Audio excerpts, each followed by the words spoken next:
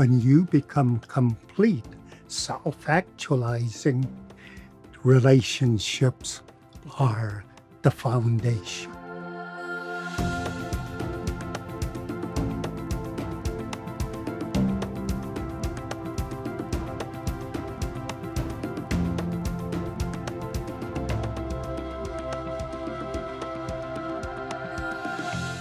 Hello, and welcome to Transcending Boundaries. I'm Reeta Roy.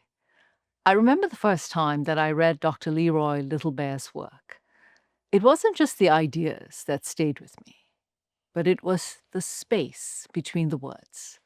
There was clarity, there was also humility, and a sense that knowledge wasn't something to possess, but something to honor, to carry with care. The one that truly stayed with me was his essay, Jagged World Views Colliding. It challenged the way I'd been taught to think about knowledge, not just as facts or data, but as relationships, as movement. What struck me was how he described Western thinking as linear and compartmentalized, and Indigenous thinking as holistic, rooted in constant flux and connection. That idea of constant motion of everything, being energy, being related, alive, it shifted something in how I started to think. I've had the privilege of speaking with Leroy, the man behind those words, from the rolling prairies of the Kainai Nation in southern Alberta to lecture halls at Harvard and legal chambers that have shaped Canada's constitution. Dr. Leroy Little Bear has lived a life that crosses boundaries, but never forgets where it began. He started as a young boy, steeped in Blackfoot knowledge and stories, and then he walked into institutions that often misunderstood the very foundations of his worldview. Rather than conforming, he chose to challenge gently, persistently, powerfully. Today, we explore the values that have guided his leadership, the worldviews that continue to shape his work, and what it means to live in right relationship with the land, with learning, and with one another. It is an honor to welcome Dr. Leroy Little Bear to Transcending Boundaries. Leroy, it's wonderful to have you on Transcending Boundaries. Thank you for doing this. And you know, this is a program to learn about leaders, extraordinary people like yourselves, but really to find out who you are. So Leroy, who are you? Nistuan nakauk. Ikaskinewa. Inaksiks. Kaenau. Ksaukitapio. And I know tsitapi. I introduce myself in our Blackfoot tradition. My Blackfoot name is Ikaskini, which translates to low horn, named after the buffalo. And I'm of the Small Robes clan, Inaksiks. And we belong to the bigger unit, the tribe, Kainau, sometimes referred to as the Blood tribe. Mm-hmm. And we belong to the people of the plains. We call it today the Blackfoot Confederacy. I would like to do you the honor, Reeta, of singing you the song of my Small Robes clan. They sing these songs when they're moving camp or when they're going to have a big summer camp, when they're approaching the main camping place. They sing the songs so that they know Inaksiks, the Small Robes, are here, have arrived. Yalla, yalla,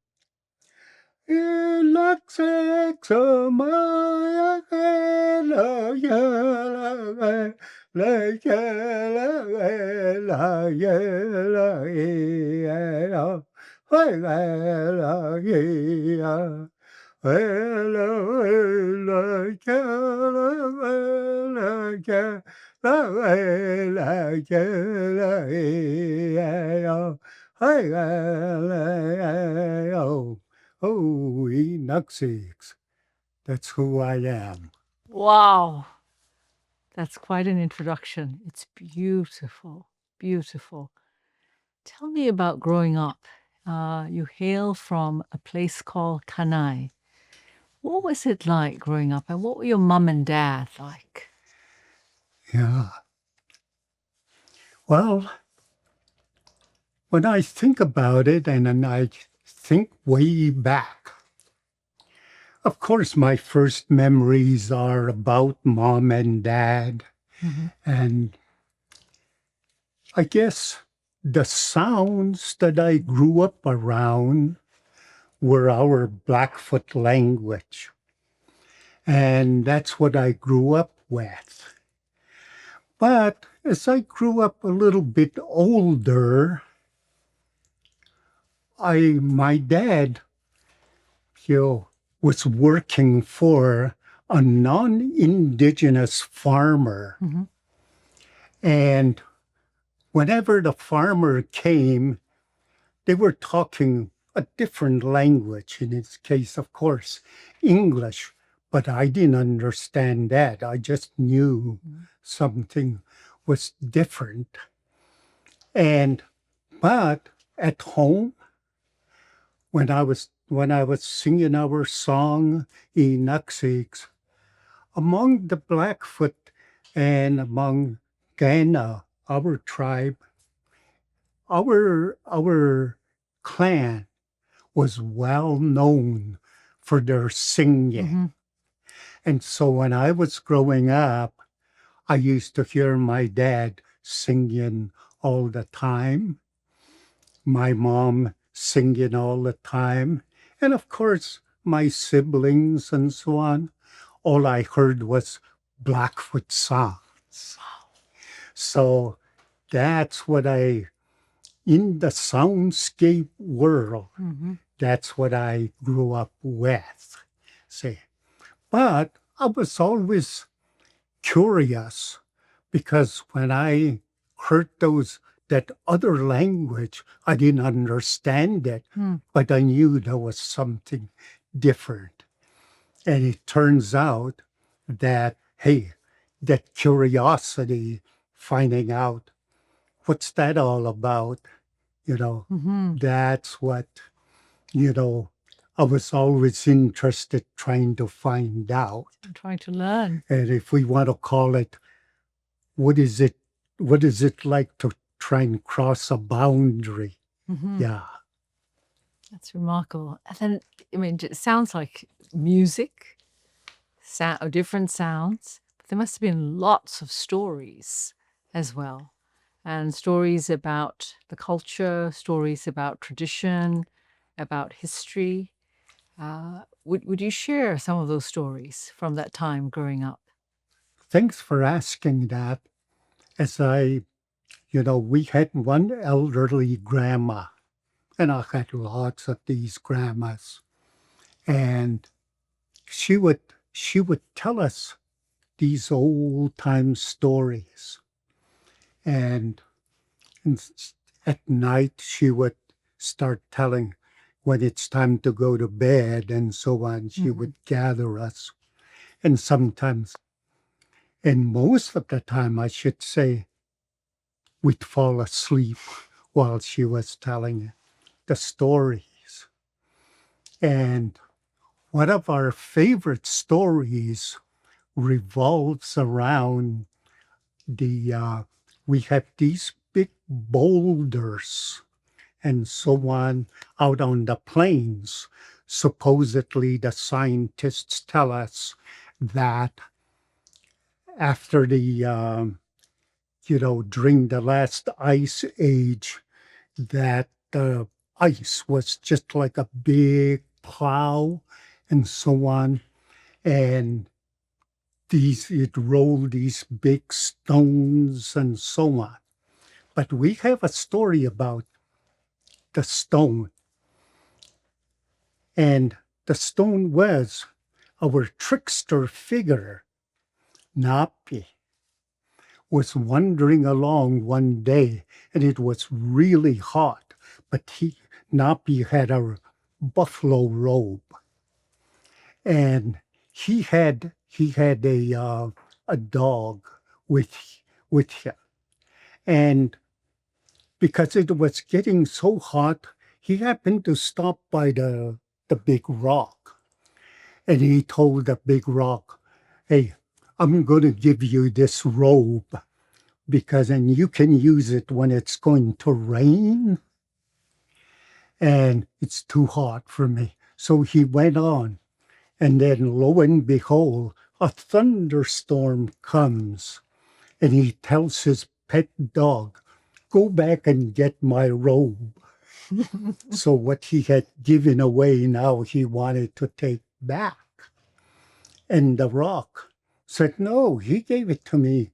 It's not mine now." But Napi the trickster said, "All right, I'm going to go back and get it." So he went back and grabbed the robe. And then the rock started to chase him all over the place and so on until the rock, I guess, got tired, couldn't go anywhere. So we now have a rock just south of Calgary there that is about the Napi rock. But the lesson to be told was once you give something away, because one of our values is generosity. Mm-hmm. Once you give something away, you cannot ever take it back. So that's the lesson behind that story. I can see And why it's, a lot of times I fell asleep before I got to the lesson. but I can see why it's a favorite story. And so this Blackfoot worldview, the value system and the worldview must have pervaded everything, everything, your childhood, growing up, going to school, perhaps even your decision to go to law school. What was that journey, leaving home and going on for your education? What was it like? And what was it like entering an environment where there were other worldviews? Yes. I, you know, I went to school at a late age. Mm-hmm. Okay. I was a month short of 10 years old before I ever went to school. Okay. During that time when other kids had already gone to school, I used to hang around our grandparents and so on.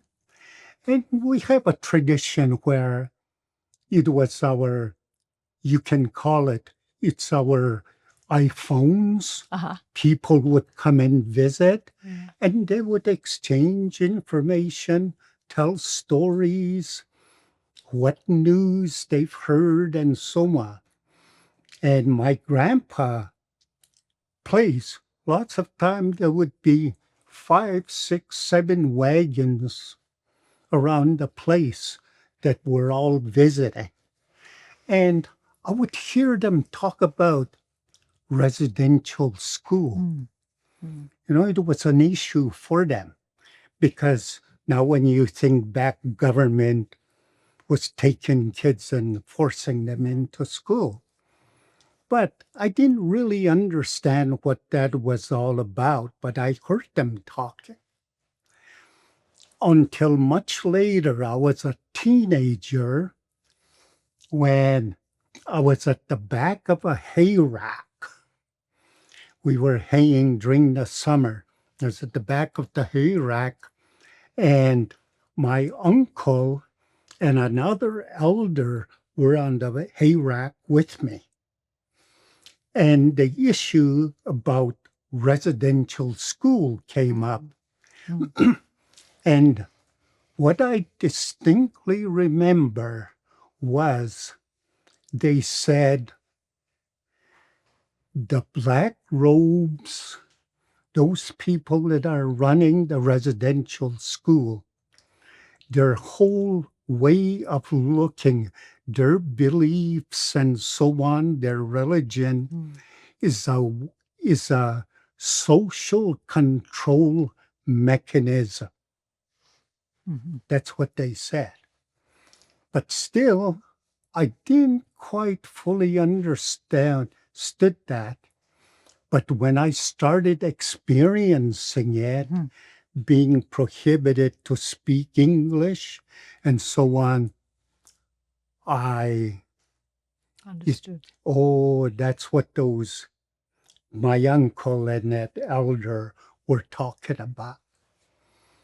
And once I realized that, I said to myself, I'm just going to play the game.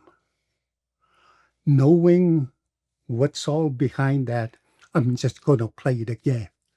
I'm not going to fully forget our language and so on. I'm going to just play the game. So I stayed in school playing the game and so on, and allowing that attempt to change cultures kind of play itself.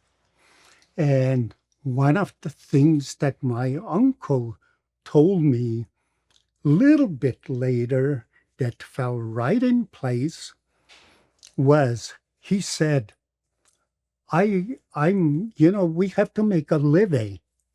So I work at jobs that are sweating at the brow, back-breaking labor type jobs.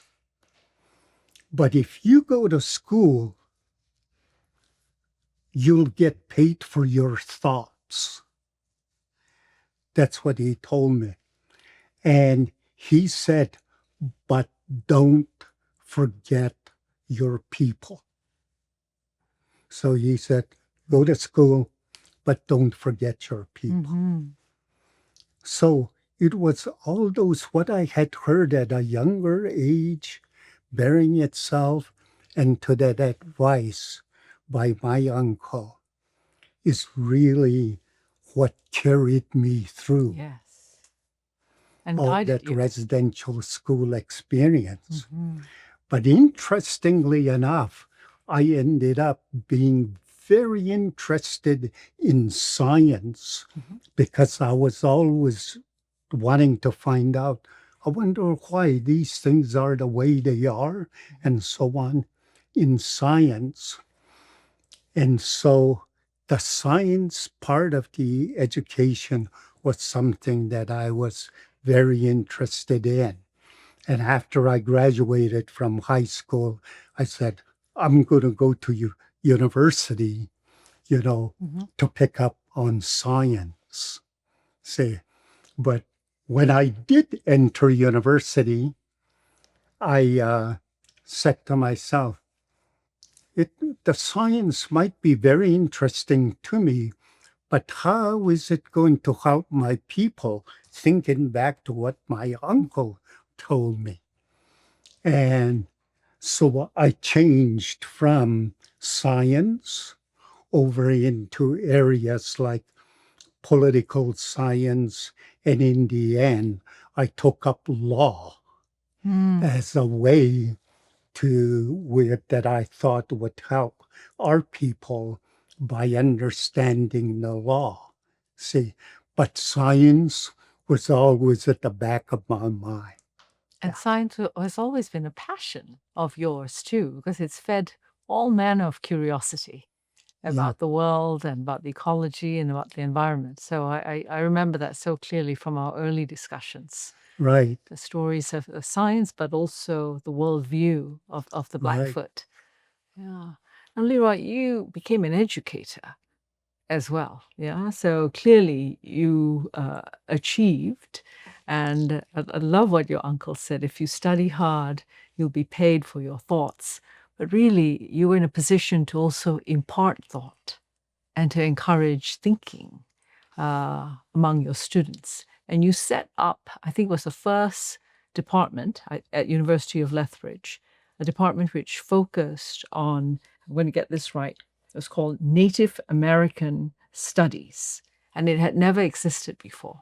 How did that come about? And what was the conversation like which led to this department being established? right. Well, firstly, there's some dispute, in fact, from a university just south of here, Trent University, Uh-huh. that they had Native American studies, but theirs was a group of courses that were being put together to award, you know, a in fact, I think it was a minor in Native American Studies, whereas at the University of Lethbridge, it was the first full academic department in Native American Studies. Yeah. Now, how would that all happened was when I was doing my classes and so on, I got to know a few of the profs. And interestingly, I started to get engaged in good, deep conversations with them. And one of the profs, Menno Bolt is his name, had done his PhD work on Indigenous leaders here in Canada, you know. Right. And so he had an interest. And it was from there that the whole idea of Native American studies took place. So one day I'll tell you how it started. I was going down the hallway at the university, and the president's office was just there, and he had an open door policy. You can stop and talk to him, and I did many times. And one day I was trying to make it over to the class. I was a little bit behind time, and he calls me in. He was sitting there and he saw me coming down. And he told me, to make a long story short, he says, I would like to invite you to my house for dinner tomorrow night. So come at 6:00. And me being a poor student, hey, any free meal will I'll be do. there. So I showed up lo and behold, I thought he was just inviting me. When when I got to the house, I saw a whole bunch of other professors there and so on. Oh, geez, I felt a little bit out of place. But in spite of that, when all was done, he says, the president says, we've got a large Indigenous community surrounding us, mainly the Blackfoot Confederacy, surrounding us. What can we do with them educationally? He was asking me in front of all these other profs and so on. And I told him, oh, I'm just a student, maybe you should go and ask them, Well, it turns out we ended up getting a summer job to go and ask the people. And before too long, We had a big conference with elders and adults, another conference with students, college, high school students, and so on. And it was from those conferences that the idea about a Native American study, you know, not second to anything else at the university. We were a full-fledged academic department. So in July 1st, 1975, we opened our doors, and that following September started offering fully accredited courses since then. So it's been over 50 years My goodness. that Native American Studies, the name has changed to Indigenous Studies, that it's been in place since 1975. That is remarkable how one question led to a series of conversations and consultations. And now an incredible institution, but also incredible department which sets the standard for everything else. And an equal footing with any other department. That must have been a complete breakthrough at that time. A complete breakthrough. That is amazing. Now, Leroy, obviously you've had a hand in so many other things about equity and equality. And I wanted to understand a bit more how you became involved with Canada's constitution. But then I also want to understand more how you became involved with the United Nations Declaration about Indigenous peoples, the rights of Indigenous peoples. Will you share more about that? Yeah. Well, I guess I'm very thankful to the university for allowing us, let me call it a forum, a platform where you can express these ideas. But firstly, let me say that I was going to law school at the University of Utah in the United States. And the reason I went to an American law school was because the Americans had a little bit of a head start with regard to Indigenous law. So I thought I would take advantage of that and so on. And lo and behold, I got a call from the university, and they said, we finally set everything up with the provincial government. The provincial government is full recognition to Native American studies and so on. We'd like you to come and, and teach here. And I told them, well, I'm in law. Maybe I'll come for 2-3 years and get the place going, but I want to go and practice. Well, after the 3 years were up, they told me, we'll give you tenure and you stay here. Don't go anywhere. Yeah. So I've been there since. Now, the thing was, while I was going through university, and of course, always in the back of my mind, what my elders, what my parents, and so on were talking about, saying, hey, we have a whole different way of thinking, a whole different way of how we see the world than English and French and so on. Very different. Okay. And the short story about that is, see, in Western thought, everything is straight line. Everything is about matter. Knock on wood,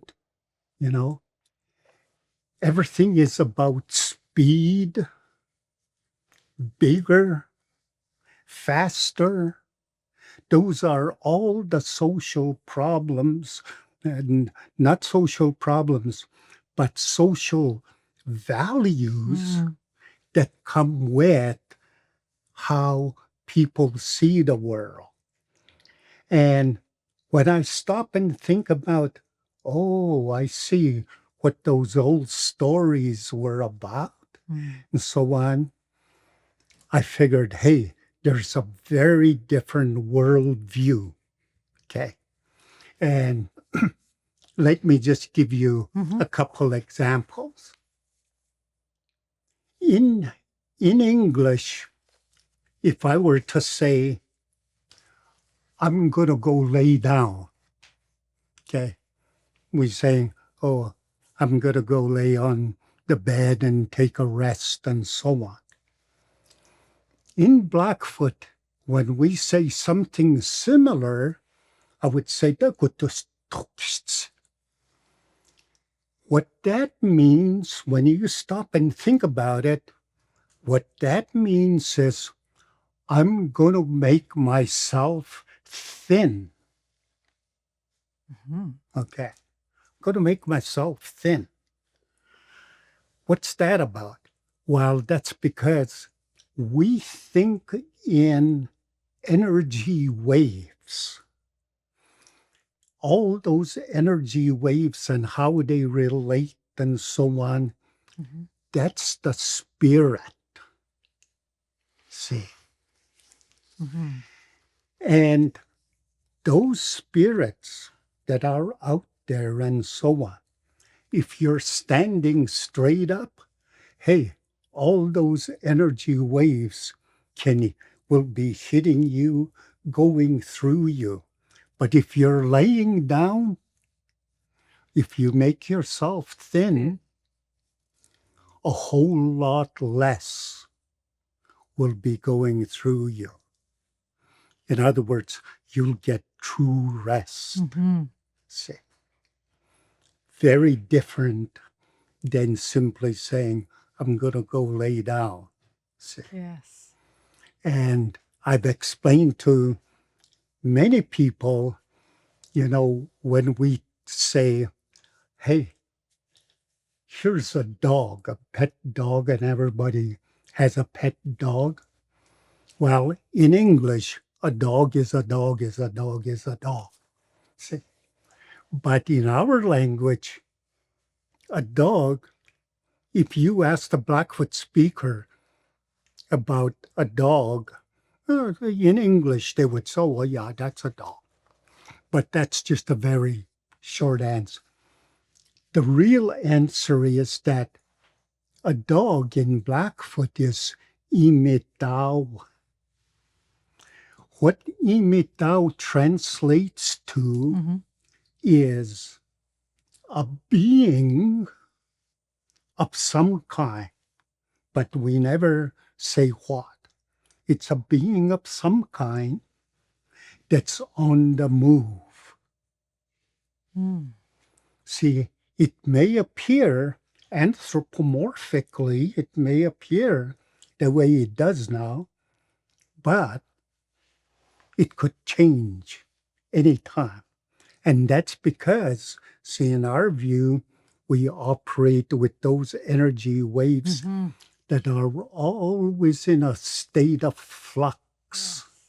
See, and the thing is, in our ways, what we're trying to do is, hey, find a regular pattern in that flux, because that's what makes for human existence.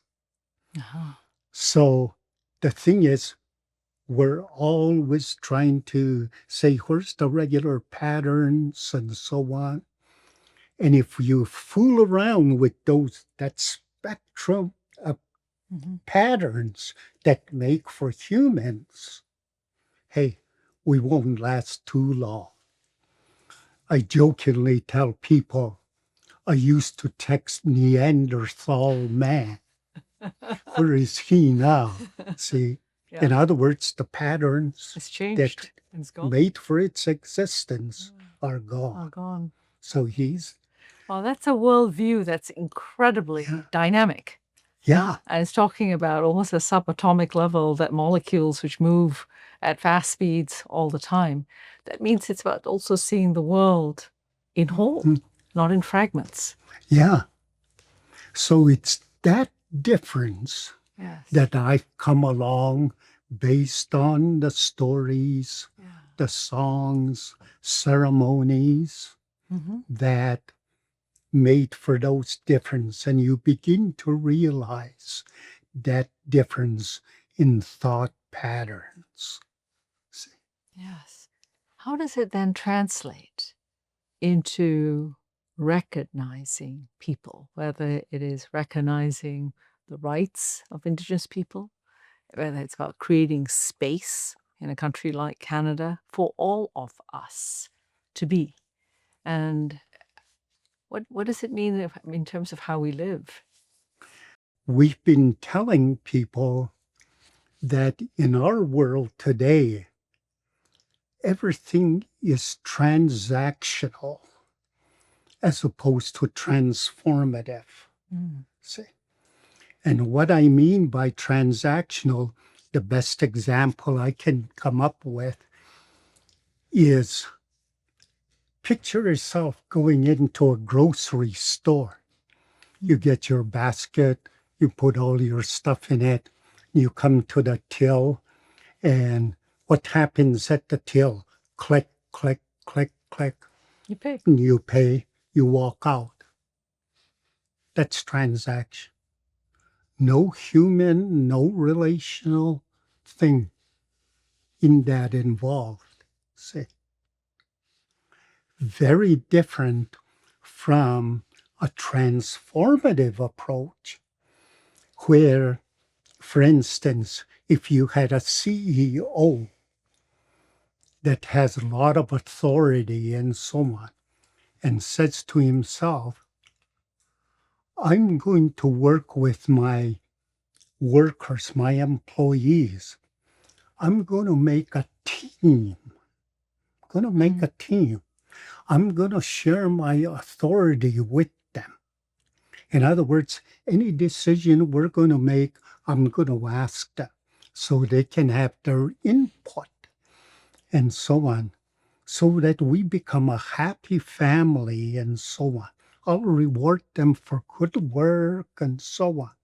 Say, well, once they feel that they're part of the team, hey, maybe they'll do even more work than their job description says. Say, so the Air Canada strike, so on, when they're talking about unpaid work, say, you begin to see the picture. Say, well, had Air Canada said, hey, I'm going to have a real team, not just individual employees. I'm going to have a team. I'm going to share my authority with them, and so on. You would have never had a strike. See, that's transformative. See, and that's how our society needs to do, is shift from this transactional approach over to a more transformative approach. See? And of course, transformative approaches are all about the relational networks. Yeah, that's powerful. That's powerful stuff. Leroy, you've been very involved in the return of the buffalo to the land. And certainly the buffalo represents many things ecologically, but also culturally. Will you tell us about the story? I think you and your partner have been very involved in the return of the species to the homeland. I'll be very happy to talk about the buffalo. You know, we refer to the buffalo as a keystone species. Now, when you stop and say, what does keystone mean? Keystone means a fixture that holds everything else up. See, everything rests on it. That's a keystone. Well, that's what the buffalo is. See, let me briefly tell you how our relationship started with the buffalo. The buffalo was a water being in our stories. It's a water being. And it used to come out of the water to hunt animals, including humans, and so on. Well, to make a long story short, one day the humans asked the buffalo, let's talk about who you hunt. And how about if you don't hunt humans anymore? So on. Well, the buffalo said, okay, yeah, we can agree to that. But to make sure they agreed, the buffalo asked the humans, give us half of your population, and we'll give you half of ours. So that's why the buffalo came out of the water and roam on the land. The humans they kind of wondered about it a little bit. And they said, geez, we don't want to give up our kids, our relatives, and so on. Well, we'll have to think about it for a while. But it turned out in the spring, they were crossing a big, wide river. Being the spring, they were going across the ice. And all of a sudden, the ice gave way, and half of them went into the water. So, in other words, the exchange, the Took quid place. pro quo, took place. Nice. See, but we learned from the buffalo because it used to be a water being. And as I tell people, the buffalo is part of what they call the bovine species of animals. Well, the bovine species has been around, first started about 20 to 25 million years ago. I'll stop and think about it. The buffalo has 25 million years of memory. Humans, as we see each other, only about 250,000 years, not even a million years. We've only been around 250,000 years. We're brand new kids on the block. See, what do we know? And it's like teenagers. Oh, I know everything, And what I don't know, I can ask Surrey. See, but the thing is, we realize that Blackfoot culture realizes these animals, the buffalo, our relative, have long memory. We need to learn that memory, make use of it, that. So the buffalo is special to us because our songs, our stories, and our ceremonies revolve around that buffalo.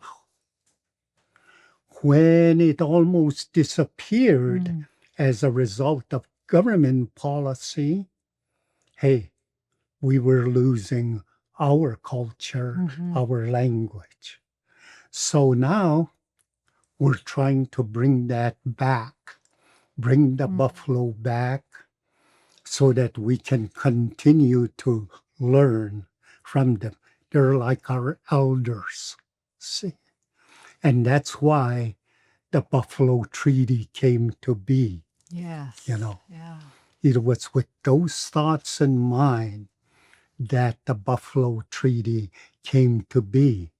And eight, eight First Nations, 4 on the American side, 4 on the Canadian side, started and signed the Buffalo Treaty. Now we have 60 nations on both the states, on the Canadian side, and so on, that have signed the Buffalo Treaty to come back and start teaching those stories and so on that the buffalo taught us and so on. The songs, the language, that. That's what's important. That's what's keystone about the buffalo. It's powerful. So it speaks to not only just an ecological restoration, but also a cultural knowledge and a life healing and restoration. That is powerful. Leroy, you've had such an illustrious career, certainly as an elder, but really in your life throughout all the things that you've accomplished.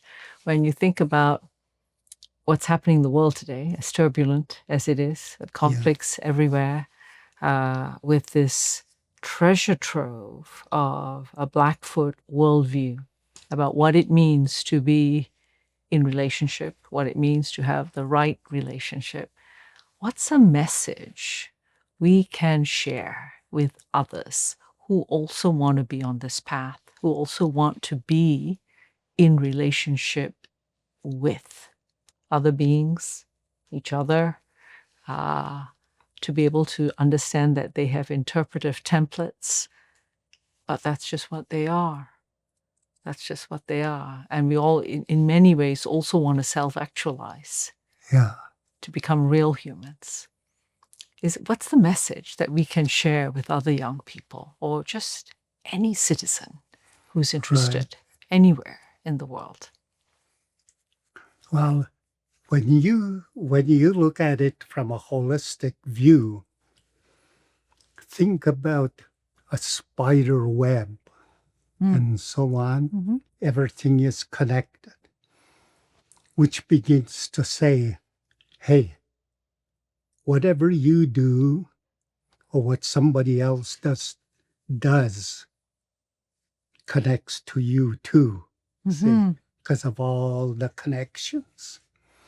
And so in my life, there were a large number of people that were connected to what I did and what I was able to do and so on. But I couldn't do it by myself.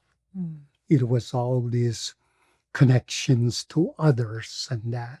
Say, and if I can speak to things like right relationships, let's say like my wife, Amethyst,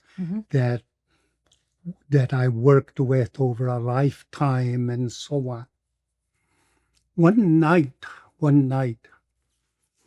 I had a dream. And in my dream, I was a bubble. I was a bubble, and Amethyst was a bubble. And our bubbles in my dream, I started to say, let me see if I can join the bubbles. And I did.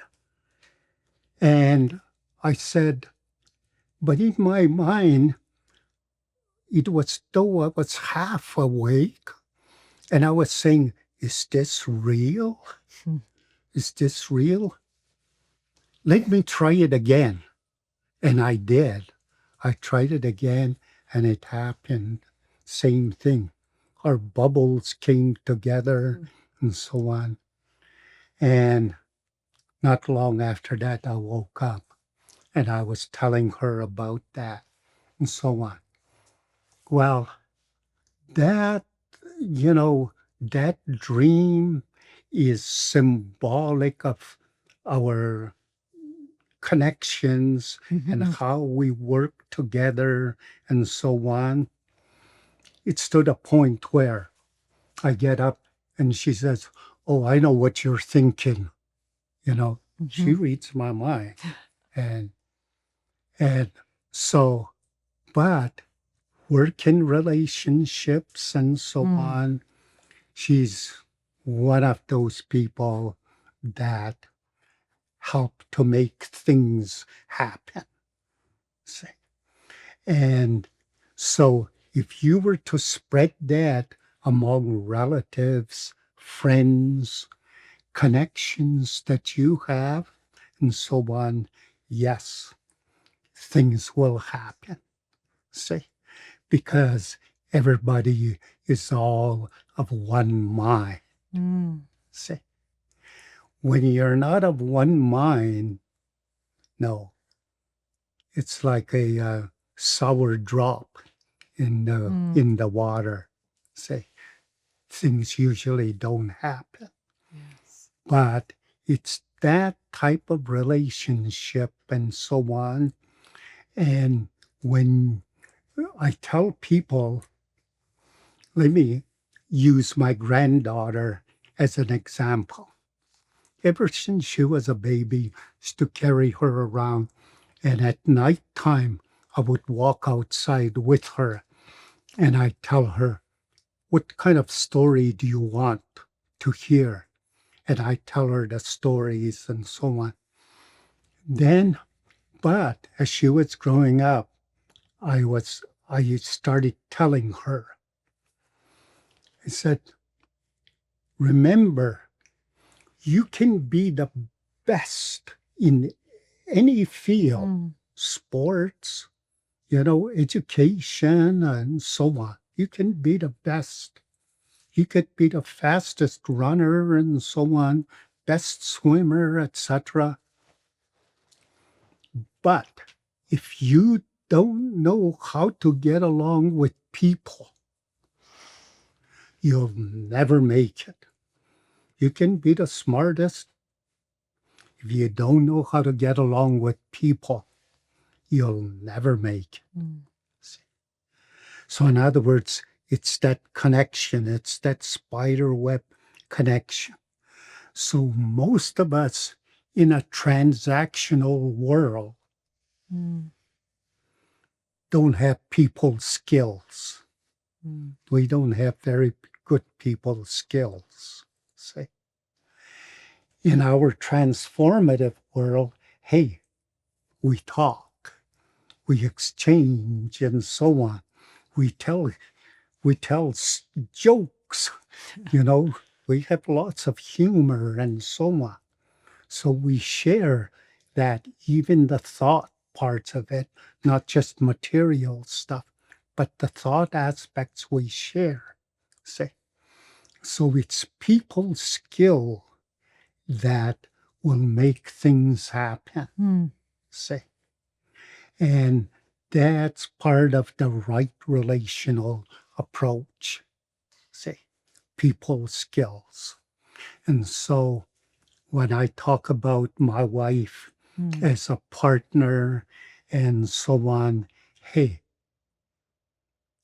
I wouldn't exist without her. It's all being in the right relations with someone else, with her. Leroy, thank you. Thank you for imparting so much wisdom about how we think about the world, how we think about ourselves in this world, what it takes to be with others, to truly have relationships that transcend, Yeah. that are not transactional. And I'll be thinking about the buffalo and everything it symbolizes. Thank you. It's been such an honor talking to you. I'm so grateful. I'm so grateful. And thank you for beginning with song when you introduced yourself. Yeah. Such an honor. Well, thanks very much for allowing me to share some thoughts with you and that. And it's my dream, for instance, it's these things that we're talking about to pass on to younger generations, because that's what our elders tell us. We live for the youth. You know, we live for the youth. It's our responsibility to pass the information, the knowledge down to them. See? So that's my dream. And hopefully, hey, the kind of things we've talked about. And I want to thank you very much for inviting me to share these thoughts with you, that these things will happen and continue to pass them down to the future generations. Well, we'll memorialize this and it will pass on. Thank you. Thank you so much. Yeah. From the sweeping plains of the Kenai Nation to the halls of Harvard to the courts that shape nations. From founding a department that amplified Indigenous knowledge to helping draft the laws that recognize Indigenous rights in Canada's Constitution. Dr. Leroy Little Bear is a testament to leadership, grounded in relationship, resilience, and conviction with place and land. He is the living embodiment of a legacy that transcends boundaries and calls on each of us to listen more deeply, lead more gently, and live in right relationship with the world around us.